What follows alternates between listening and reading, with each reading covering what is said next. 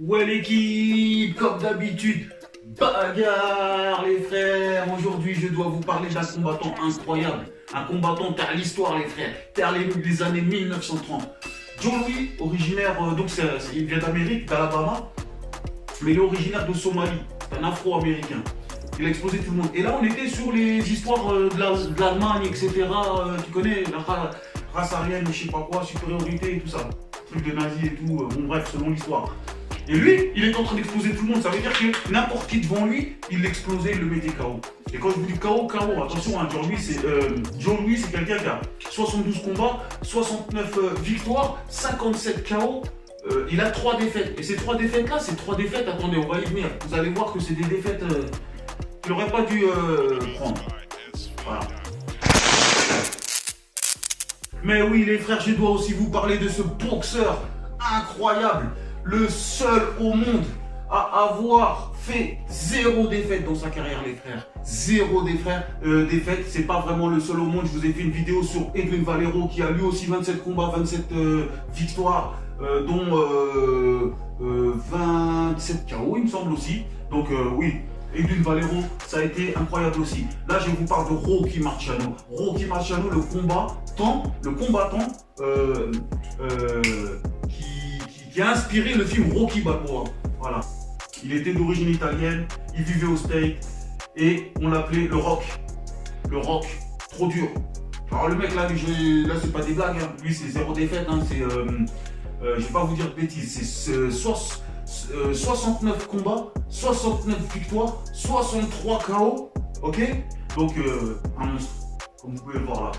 Et iconien, hein. Le gars il a bossé tout le temps, hein. Voilà, c'était la boxe dans les années 1930, mais lui était déjà technique, hein. Il venait chercher en bas sur un uppercut, il remontait uppercut en haut, crochet, enfin, il était déjà technique, hein. Et regardez, hein, il faisait des dégâts, des vrais dégâts là, lui, ça. Voilà. Et alors, ce qui s'est passé, les frères, justement, là, c'est que les Allemands, ils n'arrivaient pas à supporter qu'un Renoir, un black, il soit aussi fort et qui froisse tout le monde. Du coup, ils ont fait quoi? Ils ont amené des blancs. Ils ont amené des blancs, en l'occurrence beaucoup d'Allemands, pour pouvoir battre ce Renoir, ce black. Ils n'étaient pas d'accord, comme si les bails de racisme, etc. Mais lui, il était trop fort. Il était tellement fort. Hey, premier, deuxième round, troisième round, regardez l'histoire, c'était incroyable. Ce mec-là, il était au-dessus. Il était surhumain par rapport à ses adversaires. Ça allait super vite, hein. Donc voilà, ça n'allait pas, c'était pas accepté par le monde, on va dire. Voilà. Et ce qui se passe, les frères, c'est qu'à force de plier tout le monde, ils ont fini par lui trouver un combattant, Max Schmeling, évidemment un Allemand, les frères, vous imaginez bien.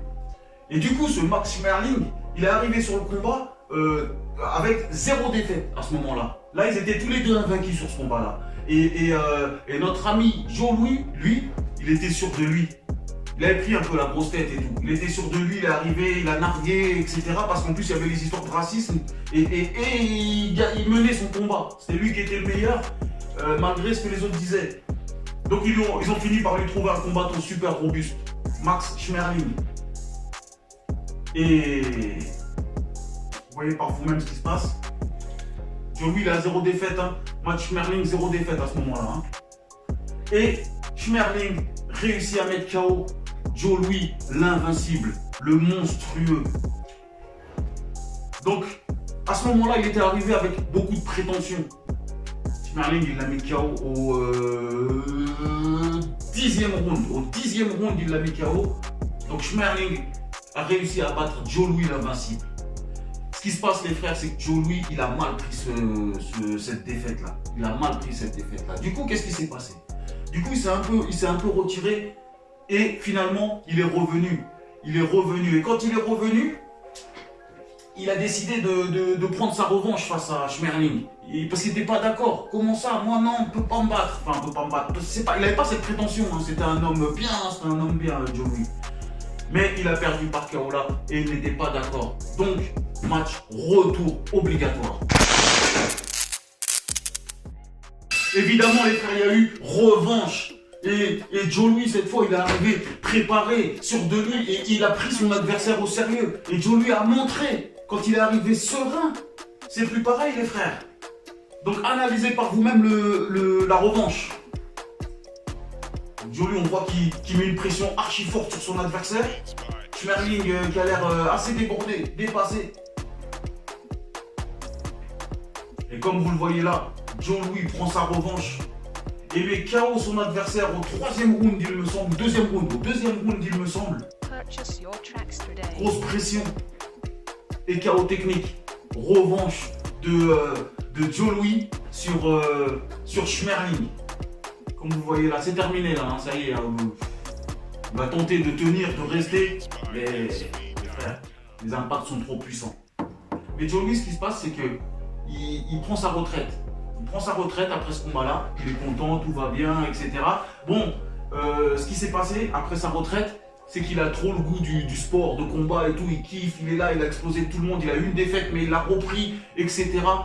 Et décide de faire son jubilé. Dernier combat, les frères, et évidemment, il nous parle.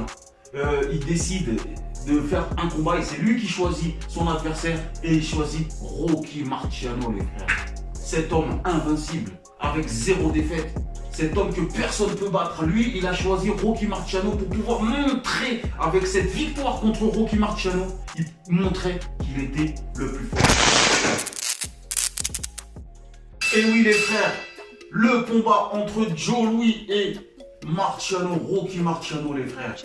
Donc voilà, il a choisi Rocky Marciano pour son jubilé, son dernier combat, pour pouvoir partir en disant voilà, j'ai battu le meilleur, parce que Marciano il était invincible, invaincu à ce moment-là, et il voulait absolument le battre pour pouvoir partir tranquillement en retraite.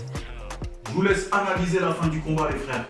Marciano a mis une pression très très forte à Joe Louis. Joe Louis qui ne s'attendait pas à un Marciano si puissant. Rocky Balboa, l'histoire de Rocky Balboa, c'est ce monsieur-là, Rocky Marciano, les frères. Il a mis au tapis Joe Louis, le monstre. Il s'est relevé, mais le combat continue. Un combat incroyable. Joe Louis, lui, il ne peut pas perdre, il ne peut pas dans sa tête. Il est venu pour ça, pour finir sa carrière, pour partir en retraite. Il ne peut pas laisser, donc il se relève. Et Marciano, lui, il a dit je t'ai fait tomber une fois, je vais te faire tomber encore. Les frères, il lui a fait un sale KO, un méchant KO. Joe Louis, notre ami, aurait dû rester en retraite, les frères.